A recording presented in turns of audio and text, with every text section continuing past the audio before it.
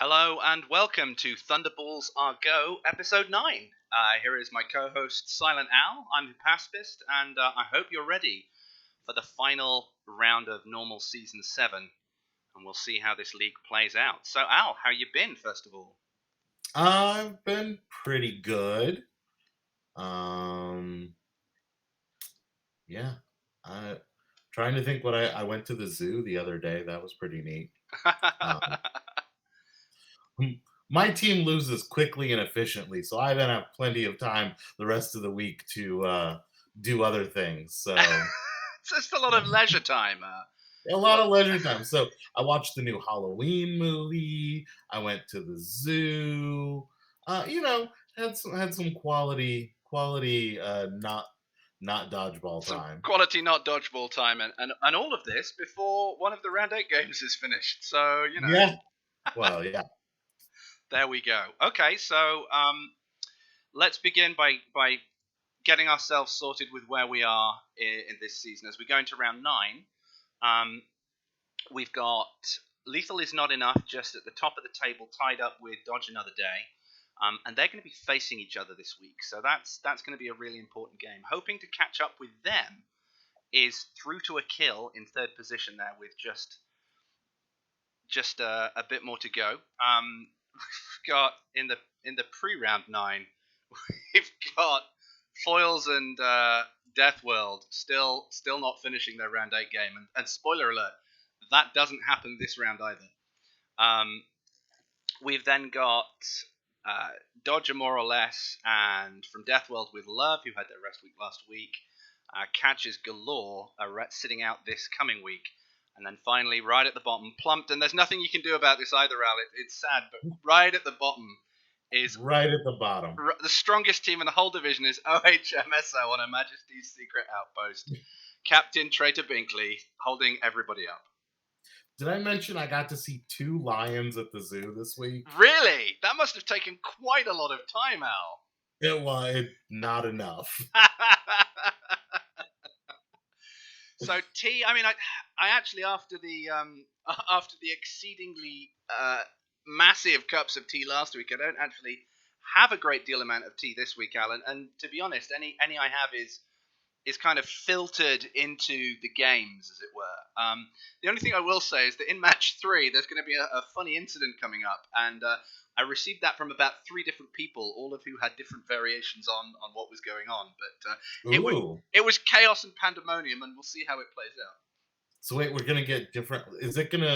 Are you gonna present it Rashomon style, where we'll get like 3 different perspectives on the same, um, or to, or is that a little beyond our little show here? to be honest, it got so complex at one point, and I wasn't really sure what was going on, and I think that goes for pretty much everybody apart from Tatiana. So I think we'll just kind of we'll de-thread the mystery and then get into it. But All right. we've got 4 games this week. We're going to start with round 1, and that is on Her Majesty's secret outpost against Through to a Kill. So this is Vorazori's team. They're chasing the win to try and stay in this race, because one of Dodge Another Day and Lethal is Not Enough is going to win their match. And if Through to a Kill can win, that'll put them in a playoff race match. And if they don't, then it's going to be curtains, and the winner of the whole season is going to come from that match. Now, Al, from your previous spoilers, Oops. I'm guessing this did not go well for you. But let's take a look. So the races were over pretty quickly. Through to a Kill got ball advantage with six balls to 1. That's a lot of balls. Races are key, and that is a lot of balls. The only note that apparently Compton P won his race via a pedicure, which is the first time I've heard of that mission. But I mean, there you go. The man's got style and looking good with it. So with the races over, Raka, who's clearly not a Thunderballs listener, aims straight for the head of Traitor Binks. And for those in the audience, Binkley is the joint top traitorous thrower, having thrown 6 catches this season, along with pedicure enthusiast Compton P and Penguin Army. Now, having eliminated Binks, Raka turns his attention to your good self, Al, and you go off to the side of the court where pretty much you play together unmolested for the entirety of your involvement. Yeah. Meanwhile, Polites is out for blood and just straight up murders Lady Stacy in cold blood, then gangs up with Compton P to double tap Viserys and force him to walk the bench to join his comrades, which now includes yourself, because Raka has finally won the arm wrestle you devolved into, seemingly forgetting there was a game of dodgeball at all. I needed to get to the zoo. They had a beautiful tortoise there. I'm just saying. Well worth the admission price. Well worth the price. So, really quickly, it's now a game of 7 versus 3. And on a Majesty's secret outpost look like they're going to be subjected to a complete rout before Mkolo, seeing 2 balls directed at her from Raka and Compton P, catches both, reviving Binkley and Lady Stacy. Apparently, a 3rd ball couldn't be arranged for you to take some time out of your obviously very interesting zoo visit, Al. So, you'll have to take that up with Emily. Yeah. So the Texan keeps the momentum going, beheading the team with a hit on Vori. But Mkolo's success goes to a head when she throws at Compton P, who catches her and eliminates her. And it transpires after some back and forth smack talk between those two that they didn't revive Captain Vori as they planned on catching a whole lot more. Compton P claiming that he's quote unquote caught 2 balls from your team and I'm not even that good. So Mkolo realizes that she should have resurrected Sandra Torres, as DG3, unhappy that Mkolo didn't throw at him, chooses to eliminate Binks and undo her previous great work. The Texan starts to build some momentum for his team, eliminating Acox, who, despite appearances in his team shirt, which we'll see in a bit, definitely did not steal anything at all and is not a usual suspect. He is, however, stopped in his tracks, this is the Texan, by DG3, who catches another Pokemon to add to his collection and halt the revival in its tracks. So it's looking really grim for your side, and to Lady Stacy, channeling all the power invested in her by the dodgeball gods, takes away DG's threes ball, hits Compton P, and then gives DG3 a gentle boot for good measure to send him to the bench and bring the game to a slightly less unfavourable 2 versus 3. There's now an intimate exchange of balls between Stacy and Polites, with calls from both benches that they should just get a room. And we all know whose fault that would be. But before Polites finally ends the rally of 5 games, catching Lady Stacy and eliminating her, and now, having been ignored all game through to a kill, have to deal with Juan Carlos. And with balls of literal steel, Polites takes ball Juan and throws it at Juan, eliminating him on the first attempt. And Sableye just has to dodge a few zombie throws and it's all over. And through to a kill will be going to the end of season deciding game against the winners of Dodge Another Day, and lethal is not enough. I mean, so we're set up for a real thriller there, but I spoke to Vori actually, and he said it didn't feel like that much of a murder game, but I mean, obviously from your comments, Al, you felt that was just a beating. Oh yeah, it was. We made it look a lot closer than it actually was, which is fun. But yeah, not as close as I think. Well, and you know, their team had a lot more riding on it than we did, so it made it because you had closer. precisely nothing riding on it at all. I know, we couldn't even dig ourselves out of last place with a win. All we had is pride, and we lost that like 3 rounds ago. Oh wow! And with that bombshell, who's your MVP of the match? Well, I was going to award it to the really nice tortoise I saw at the zoo, because he is like huge and like over 100 years old. I mean, that deserves respect, right? He deserves respect. But unfortunately, apparently, he was not on the winning team, so he's not eligible. The rules. So we're going to give it to Politis C.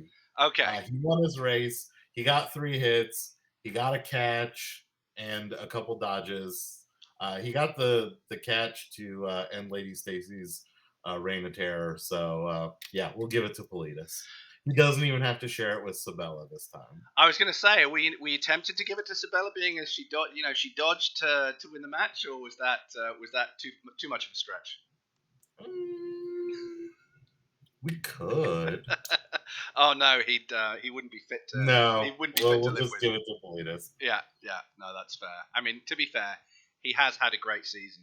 Although, before his head gets too big, I was looking at some stats this week, and he should be very thankful that those three players who've thrown 6 catches have thrown 6 catches. Because guess who's thrown 5 catches, Al? Oh no. Is Oh, it Mary? it's Politas. Oh, is it? It is. I mean, in his defense, he's made a lot of hits this season, but That's true. He's made up for it. he has thrown 5 catches. So I'm sure those were in the first 5 games that they played. Yeah. Okay, so now we'll move to. First, before we go, there's this splendid photo. Apparently, Vori sideswiped all the captains in captain's chat and said, "Hey guys, want to come in on a shirt order for your teams?" And apparently, everyone thought he was just messing around. Turns out he wasn't messing around. He got shirts for his team, and all of those who went to Origins teamed up for a big honking picture, as we can see here in all their glory. So yeah, that was posted. That was posted about halfway through the week, with Vori basically saying like, "Yo, we're here. Like, who wants to come get some?" Basically. I have to say, Sabella really just brings up the whole rest of the picture. Like it's a lot of just a lot of guys you would normally see at a gaming convention, and then you have Sabella on the end, just bringing up the whole photo. Well, I think this came up a few times, but like Politas looks like he's going to poop. You've got Acox on the far left, who looks like he's going to nick something. Like he's got his eye on something that he wants. Mm-hmm. Meanwhile, you've got these two glorious individuals, Compton P and Raka, who look like they should be on some sort of Greek pedestal as a marble statue. I'm not quite sure what Daryl's doing. Like, is he doing one of those Instagram poses? And then you got Vori, who I think's been working out to stand front and center and try and put his guns on show. Yeah. But anyway, we'll move on to match 2. And this is Dodger More or Less versus License to Overkill. Now, in typical fashion, I had very little to do with this game at all, but it was an unusually frenetically paced game to start with. Alduin, traditionally quite quick off the blocks, begins by immediately eliminating Ninja, who, like Gandalf the Grey, drags Balrog Agent C-13 with him to the bench. Like in a proper, like, no, you're coming with me. I try and smoke Tuna whilst Patriarch hits Sarah T, and Cranky Day rewards Patriarch with a trip to the bench of his very own. Clever Missy takes out the man from down under Baggio 10, whilst Bahamut continues the game of tit for tat, eliminating Slavic, and before you can blink, we're down to a 4-4. Until Tuna, changing up his gloves, caught the danger ball and eliminated Hip Split. Seabus doesn't take this lying down and catches and eliminates Alduin, then follows up by dispatching Bahamut. So things are looking good for Dodger More or Less, but the slapping tuner's got other ideas. He catches and eliminates Seabus Ripper to prevent the hat trick, and then completing his mission to eliminate all previous captains, takes out Clever Missy, who simply wasn't clever enough to prevent the entirety of her purchases being bottom-decked. So now it's all down to Cranky Day to save his team, and he begins by catching JKMNO, the Stig substitute, and reviving his Captain Ninja, who is immediately caught by Tuna. And as JKMNO catches Cranky Day, it's all down to his zombie balls. Ball 1 hits Tuna Slap, but Ball 2 is caught by JKMNO, reviving the Balrog and winning the game for License to Overkill. So, I mean, you might have had a lot of fun time at the zoo, Al, but I had an awful lot of time to queue up some ranked games because our game was over pretty damn quick. That one. So I was torn on the MVP. Yeah. Because I really wanted to give it to the Mighty Sub. He did have a good game, actually. I was looking at the stats. He did. Yep. He had a very good game. So, it's not, but I mean, he had a good game, but Tuna Slap had a great game. He I mean, did. Tuna Slap had one hit, but he had 3 catches. Yeah. I mean, that's kind of gross. So we're gonna give it to Tuna Slap, but JKMNO in his mighty substitution gets an honorable mention there. I think that's very, very fair as well. They both, looking at the stats, they both had a really A-class performance. But yeah, 3 catches is pretty good. Now, at this point, I just want to kind of chip in because the next game is quite long. Yeah. But also, there is a delicious irony about this week, which is that Captain Yarboa's team, catches galore, are on the bench. They're taking their rest week. And this is the week. I think there's more catches this week than I've seen in any round. I'm gonna get the commissioner to go check, or maybe I'll check. I'm not sure, but it might be the most catches we've seen in any round in the entirety of dodgeball history. It was a literal catch fest. And with that, we're going to move on to game 3. Okay. And that is from Deathworld with Love, coming from their rest week up against Foils Are Forever. Now, Foils edged the race 4-3 to ensure there are balls on both sides, and the only point of interest is that someone called Chasmo had the temerity to ask what in the world PC load letter even meant.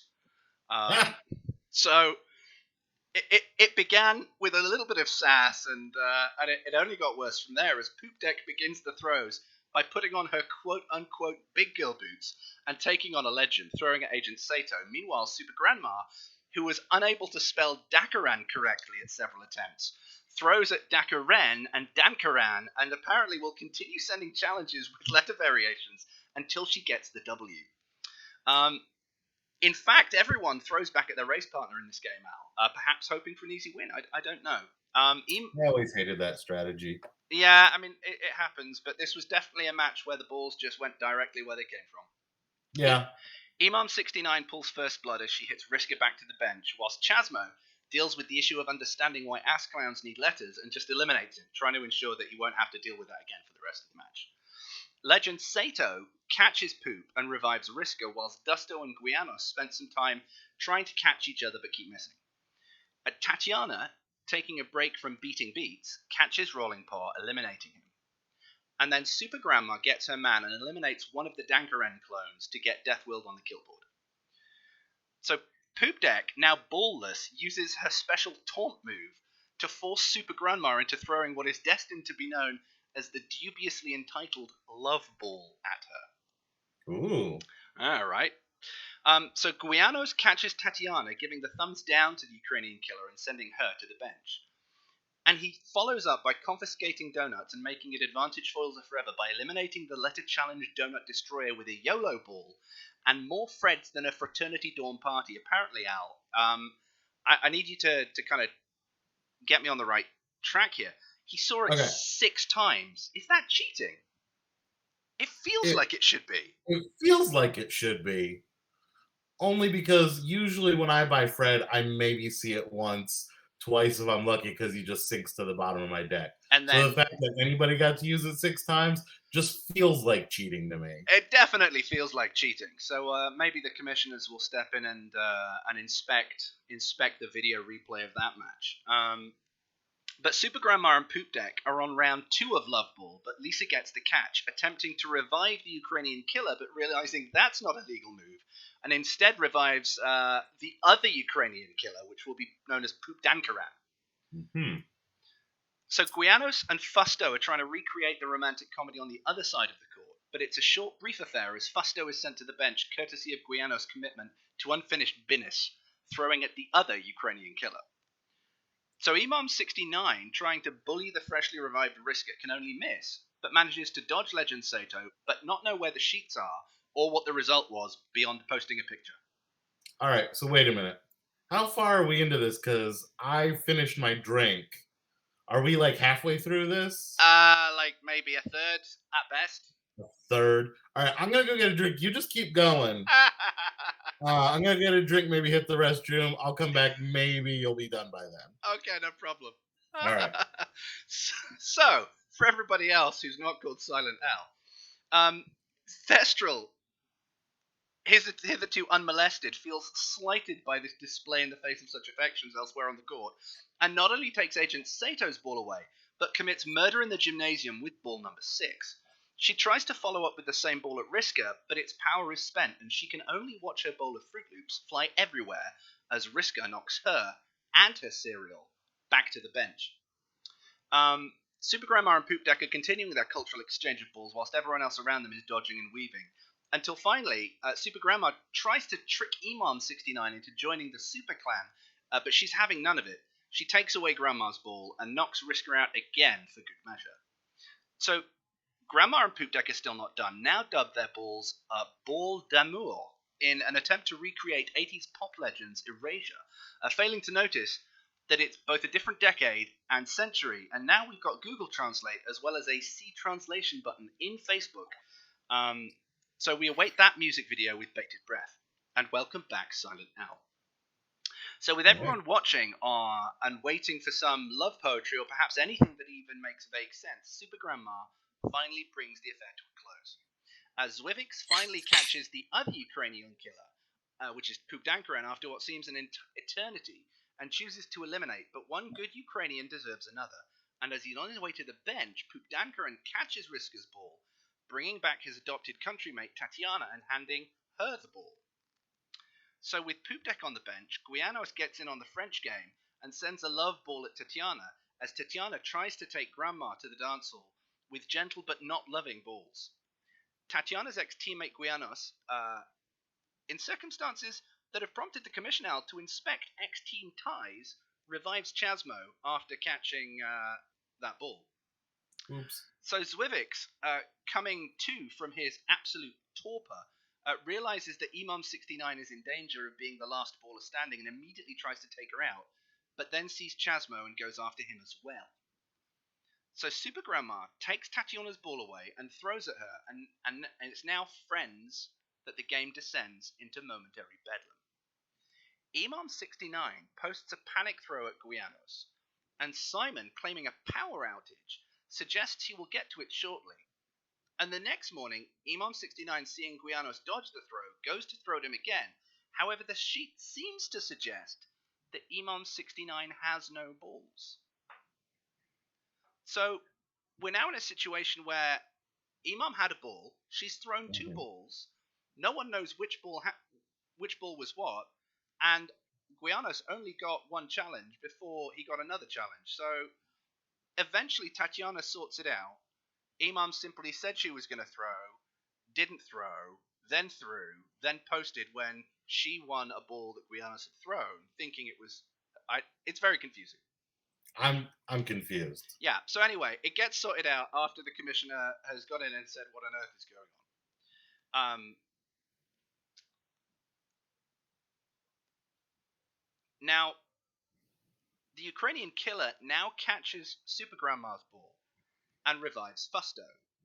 Zwivix, who seemingly has a never-ending line of balls, throws at Tatiana and is immediately caught in the honey trap, as Captain Thestral is revived after another catch by Tatiana. The freshly reincarnated Fusto attempted to eliminate Super Grandma, who says, "No, you did not throw a love ball at me," and catches and eliminates him back to the bench. So for anyone counting, I think we might be up to about 6 or 7 catches all game so far. Super Grandma, fresh with a love ball to throw, attempts to get the attentions of Captain No Pants Thestral and sends Ball d'Amour her way. Guianos now posts his double dodge of Imam's fake throw, proving that modern problems require modern solutions. Zwivix somehow produces another ball from beneath his robes. Like, at no point are there any indication that he's been getting these balls back. He makes the colossal mistake of throwing at Tatiana, and even as Nostradamus predicted, is caught and eliminated. Now, at this point, I think that was the 11th catch of the entire match, and the 5th for Tatiana. Thestral dodges Super Grandma as Simon barges in like the Kool-Aid guy when he hears there's a pantsless kissing going on, but is ultimately disappointed as Thestral sends the YOLO ball his way instead. Tats finally gets her grandma and eliminates the ball-loving sextagenarian as Simon sets his cat at a jaunty angle and hits Tatiana back to the bench with all her balls. Simon's ability to misread the room is now increased when he sends the vulgar ball at Thestral, who, patting his cheek, promises to show him what vulgarity truly is. Simon's response will go in dodgeball history as he catches Tatiana and attempts to send her to the bench again. Whether it was the commissioner or his captain who can say, but Simon returns claiming it was against dodgeball rules to willingly and with a callousness of forethought eliminate a player twice because it would be funny. And instead revises whatever his ass clown name means and gives him a ball. So Thestral, seeing the Michigan lover attempt to return to the field of play, immediately calls him out as supporting the wrong Michigan and launches a ball straight at his face. Loadletter deems it appropriate to escalate kissing to whipping, whilst Guianos throws the wildly popular Véritable Bol d'Amour at Thestral. Thestral, La Madame Vulgar, Fruit Loop's spoon held aloft, claimed the power of cereal and eliminates Guianos. Before, Guianos misses Thestral with his first ball, but his second one, ooh la la, the love ball connects and Guianos wins 50-0, which begs the question, Al, if Thestral actually played it out or was so flattered by his advances she just fanned herself and kept pressing end turn. PC Ass Clown could see the writing on the wall and fires not one, not two, but 3 balls at Emon 69. Which is just in time because the Fruit Loops Michigan killer Thestral knocks him out cold and swaggers on her own back to the bench. Now, there's a well-known hoodoo in dodgeball, isn't there, Al? Which is leaving Imam 69 alive as the last player is generally considered to be a bad time. Oh, the worst. And this comes true again as she deftly slides past 2 of Askclown's balls before clutching the third firmly in her hands, reviving the not quite cold poop deck to tie up the match for Foils Are Forever. Now, I know you missed a little bit of that, but there was plenty on either side. I don't really feel like I missed any of it, to be honest. Oh, it was so much. There were over 330 comments in that thread. Just let me... Was there anyone on either team who wasn't at one point eliminated and revived? I'm going to say yes, but I couldn't tell you who because there were so many little R's in that sheet I get. That it was just bonkers. I do know that at one point Tatiana was on her own against 3 or 4 Death Worlders, and those 5 catches brought her team back into it. But yeah, I think there ended up being 12 or 13 catches in this match alone. Gross. Which is bonkers. Yeah. So your MVP, Al? Oh, it's gotta be Tats. Tatiana. I mean, she had 5 catches. She was the only person standing on her team at one point. She got 5. The fact that she even got a hit later on means nothing. She got 5 flipping catches. Like, there are players who don't even have 5 catches their entire career. She has true. One in this one ridiculous game. And it was absolutely ridiculous. Yeah. It was, but, you know, this is one of my favorite games I've ever read on the Facebook thread because it was wall-to-wall comedy. Just absolutely hilarious. So I gotta thank Death World Is Not Enough and From Death World with Love and Foils Are Forever for a truly fantastic match to read. It was just great. And with that comic relief over, Al, it brings us to, I mean, really a tense game because this is now going into the round. These are the 2 leaders, and they've got to face off, knowing that the winner will not be the outright leader, because by this time, Binkley and his team have given up the ghost and pretty much been eliminated. So they know they're going for another game after this, and that's going to be against Vorizori's through to a kill. So Lethal begin with 4 of the 7 race wins, whilst Dodge take the other 3. Throws get underway, and Ride the Beans, I think he must have been slighted, or because, you know, like Juan, we saw this round, Juan was kind of not involved in the game because he didn't win his race, and through to a kill didn't touch him until they had to. And that's been the case for Ride the Beans many, many times this season. Right. I think he took umbrage to that. And he starts like he means to go on. He swiftly takes the life of 3 of the dads, hitting Zim 108, Markbot 3000, and Rip. Like, bam, bam, bam, just knocks them dead cold. And all of a sudden, it's 7-on-4, and we haven't even got out of Monday. Warp Drive responds, celebrating his 6th race win of the season by eliminating Artemis at the first time of asking. But he's rewarded by beans to the face as the artist formerly known as Yoshi claims a 4th victim. Corey Bear repays the Mystic's gummy bear jokes with a catch, reviving Zim 108 and thrusting him back into the fight. And Penguin Army claims the best of Darklighter before the Mystic catches Warp Drive's zombie ball, reviving Artemis. And whereas the previous game, Al, there were over 50 or 60 entries. Like this one, it was minimal. There were not many misses. It was all kills. Kincaid takes out MTG in real life, as his Antarctic teammate Penguin Army stays cool to take out the ever-dangerous Kamas 2408. Now, it's been at least 10 seconds since I mentioned the cartoon Dinosaur Beans, and he's at it again as Yoshi Beans eliminates Zim 108 again. So Corey Bear, seeing matters need addressing with a true captain's ball, takes aim at Mario's favourite dog and knocks him to the bench to stem the bleeding. Unfortunately, this starts a chain of zombie balls, as Bean's ball takes out the penguin, and the beak ball claims Marauder Mo, who then takes out Kincaid, who in turn benches Artemis and the Mystic, and it's now Artemis' zombie ball against last man standing Corey Bear.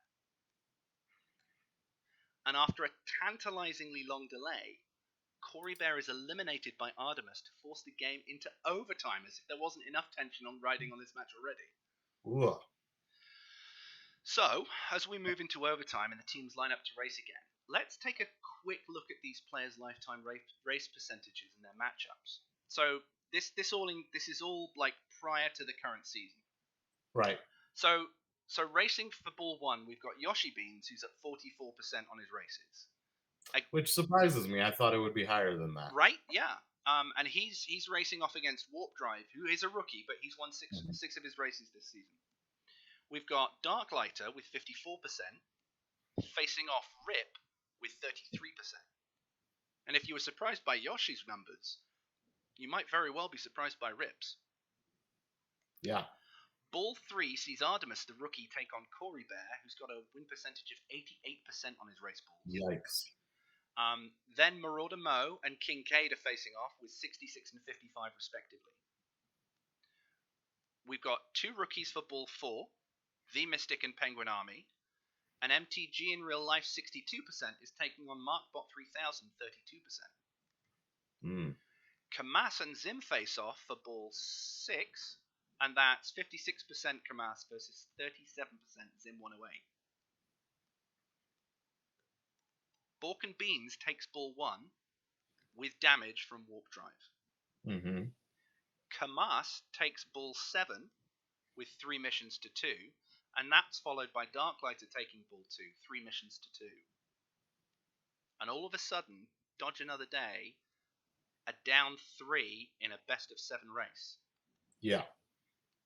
And the next entry that comes in is MTG in real life, taking ball 3, 3 missions to 2, and lethal is not enough, book their place in the season playoff with through to a kill in an absolute rout of race victories. I mean, that was... Who would have thought, one, for it to come to overtime, but for Dodge Another Day, who were just absolutely dominant. 5-0. They were 5-0 coming in. They were 5-0 at the beginning of the season, to now just miss out on the championship, or on a chance for a championship.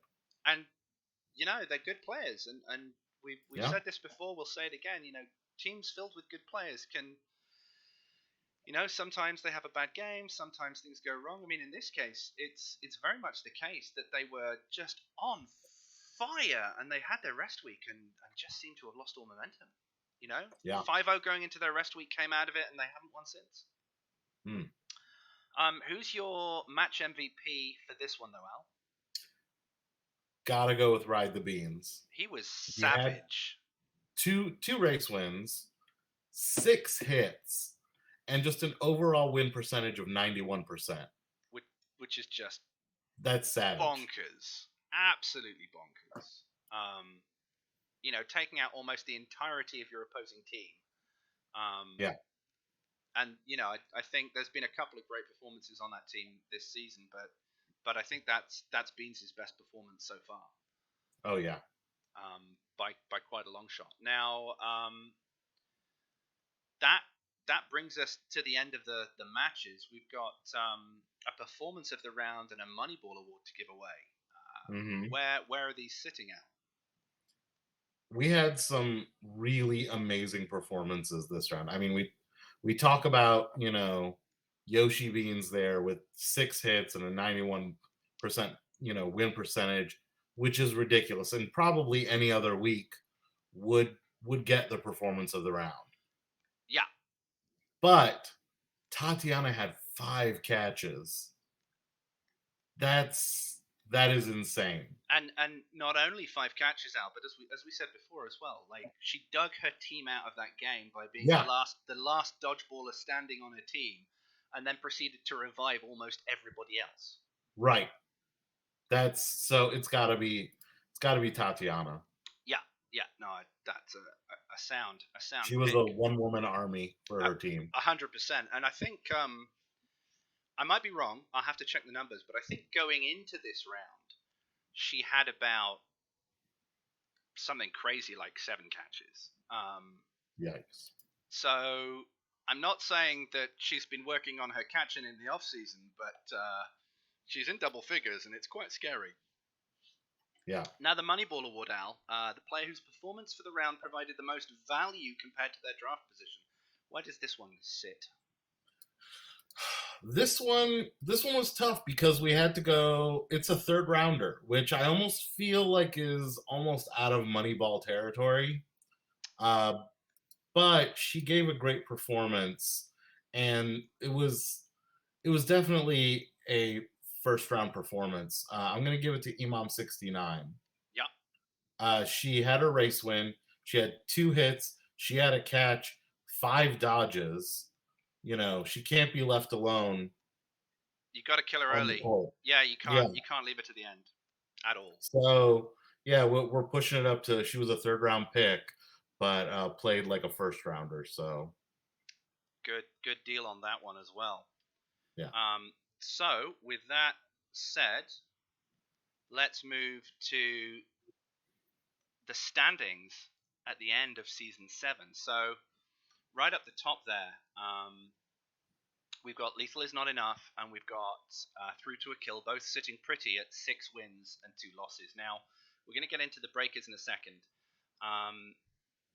Then we've got Dodge Another Day, who after that fantastic first leg performance in the season were then kind of unable to produce that in the second half as they went from their rest week into 3 straight losses. We've got Foils Are Forever and License to Overkill still only sitting on 7 complete games because their round 8 game is still ongoing. That's a departing gift from his royal stigginess.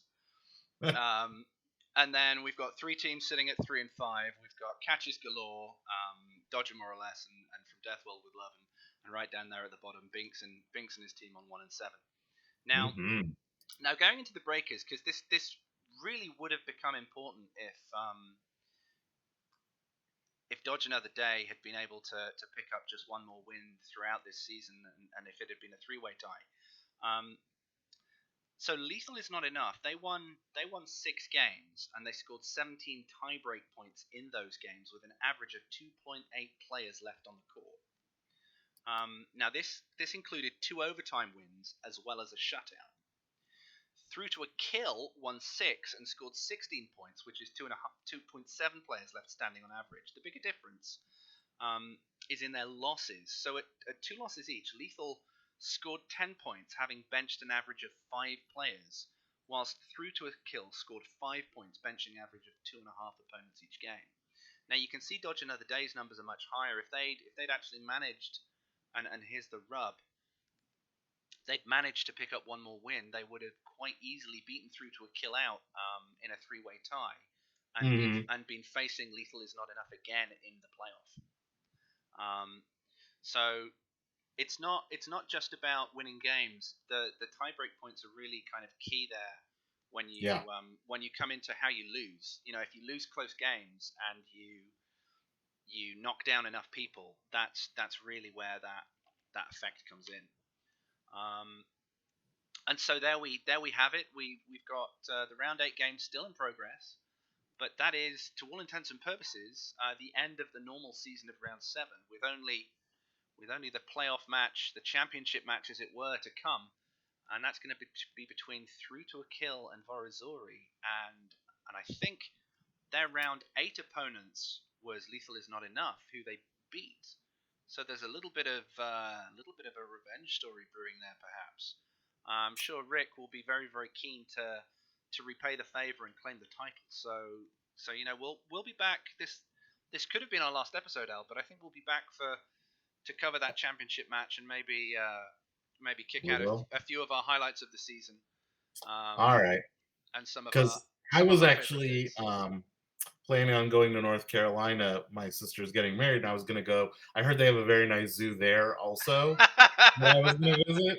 So I guess instead I'll be paying attention to more Facebook. Well, we don't have to cover it immediately. All right. You go have as much fun at the zoo as a small naughty curious George. And all right.